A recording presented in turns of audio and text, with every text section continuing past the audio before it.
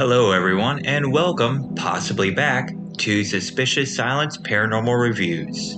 Today we'll be looking back on the life and career of the late, famous psychic medium, Derek Acorah, as well as his controversies, and what people and fans of Most Haunted think about him today in 2022, and my own thoughts as well.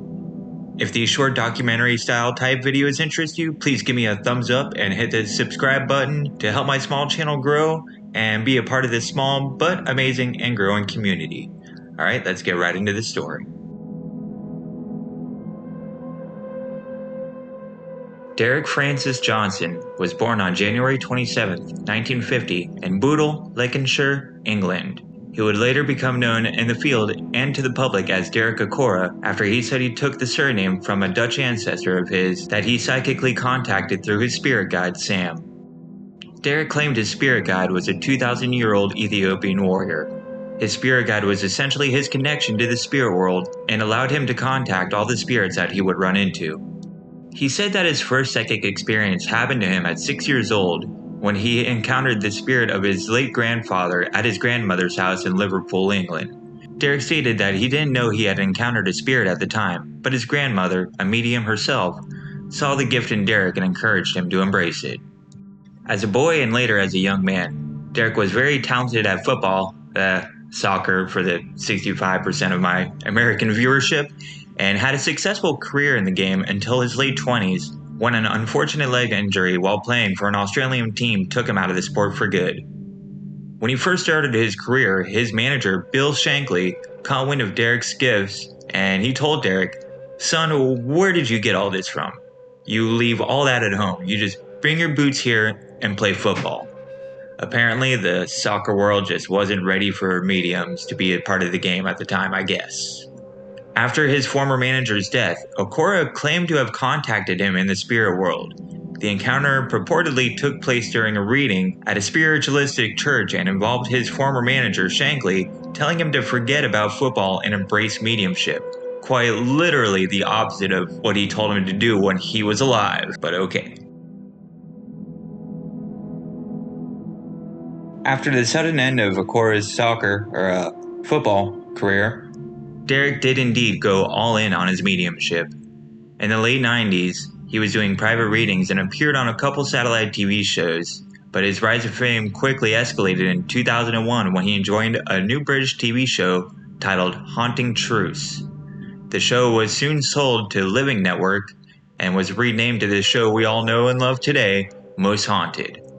It would soon get international airing through the Discovery Channel networks. Derek worked on the show for 6 seasons until he was fired, and don't worry, I will get to that.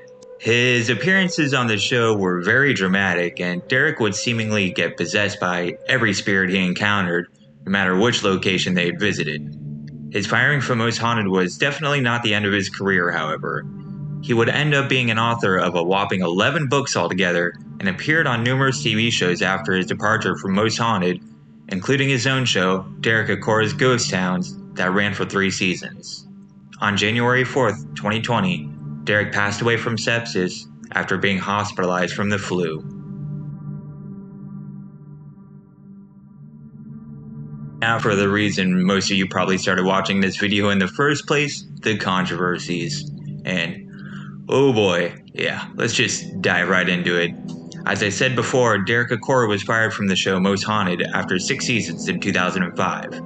His firing was basically a psychic sting operation composed by Yvette Fielding, the host and executive producer of the show, as well as the show parapsychologist Kieran O'Keefe.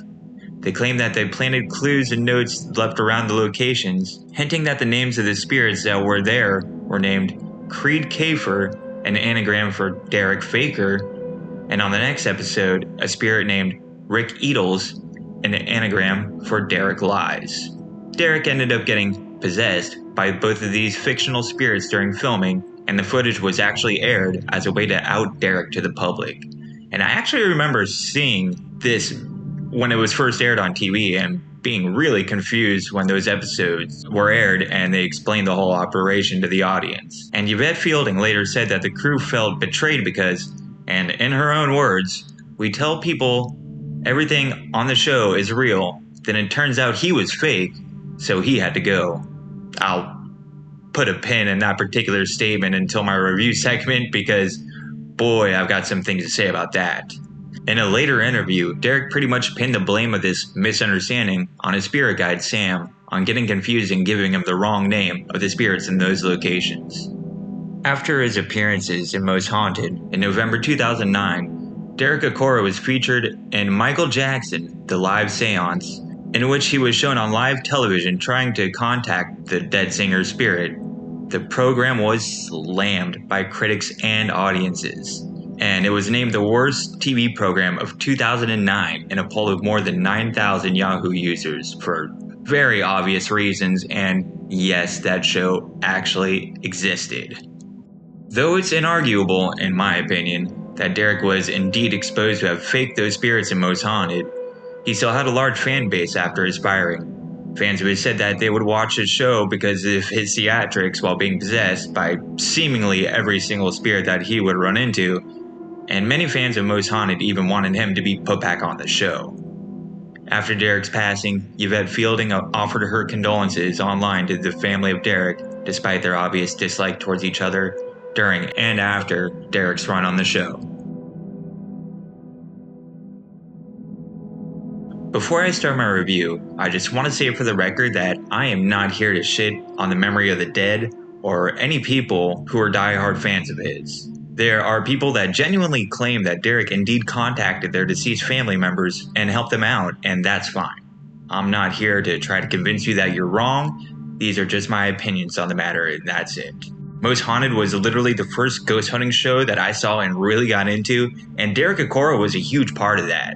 With that being said, there's a few things that I want to say about Derek, his career, Most Haunted, and about mediums in general. First off, I do believe that mediums exist. However, I believe that the gift is extremely rare, and most of the real mediums out there are probably people that you or I may never hear about, and really doubt that they'll be people that you see on TV. Now, circling back to Yvette Fielding and the Most Haunted show, I personally find it hilarious that she fired Derek from the show because she took the show too seriously for him. And she said, and I quote, "We tell people everything on the show is real, then it turns out he was a fake, so he had to go." So, was this real, Yvette? Sorry, there's another barrel around here. I went round the corner. Why are you going off on your own? Oh, behind us! Ah, are you touching me? What are you doing? Or this? Is there anybody here? Ah! Oh my God! Or this? Okay. Ah! Oh my God! Right, As much as I loved the show when I did watch it, let's be honest, the show, Derek, and you, Yvette, were all hokey as hell. I could literally make an hour-long montage of Yvette just screaming, running, and obviously overreacting to questionable paranormal situations that a serious investigator would just never do.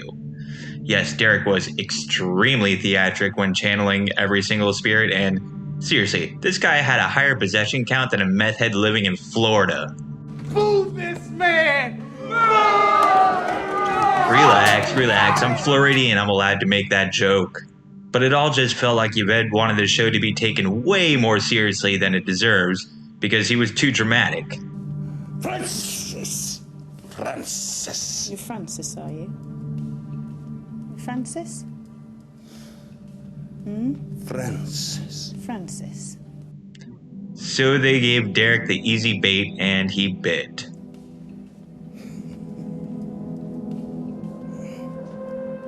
Now, I've seen speculation from people online that claim to have known Derek, that there were contractual disagreements between him and Yvette, and that's why he was axed from the show, and that the whole Derek lies thing was just an instrument to get it done. And while that may be the case, it's still a hard pill for me to swallow that he wasn't just duped and bit right into the low-quality bait. My personal take on it is that if you get caught cheating, it throws your entire credibility into question, if not just right into the garbage. It happens with everything else: sports, academic careers, even video game speedrunning. And like I said, if people think that Acorah really did help them, then that's fine. But if you're a fake medium going around doing televised readings to help people who just lost their loved ones that are desperately looking for closure, then you're absolutely doing the wrong thing. And that just makes you questionably a terrible person. Even if you're lying just to help them gain closure, it's still an awful way of going about it. I've never had a reading from Derek myself, however, so I can't say for sure that he fakes readings, but in my opinion, I wouldn't have wanted one knowing what I know today anyways. So, that's it for this video. Like it if you liked it, dislike it if you disliked it, I can still see them. And if you want to see more paranormal reviews, documentaries, and some stories that are coming to this page very soon, please subscribe and follow me on Twitter as well, where I post video updates and other paranormal news as well. Also, if there's any paranormal books, movies, games, or celebrities you'd like me to cover on this channel, please let me know in the comments below. Thanks for watching. Until next time, creeps.